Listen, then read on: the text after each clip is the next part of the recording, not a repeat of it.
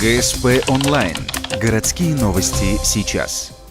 Начат сбор продуктов для каши на День Победы. Союз малого и среднего бизнеса обратился к ряду предпринимателей помочь продуктами для традиционного угощения. Откликнулось 5 человек: Михаил Румынин, Светлана Кричкина, Джалал Мирзоев, Арнольд Ластовский, Абельфас Мамедов, Михаил Денисов. Для каши собрали 120 банок тушенки пополам говяжьей и свиной, 2 50-килограммовых мешка гречки и 20 килограммов лучшего сливочного масла. Угощение на День Победы должно понравиться всем.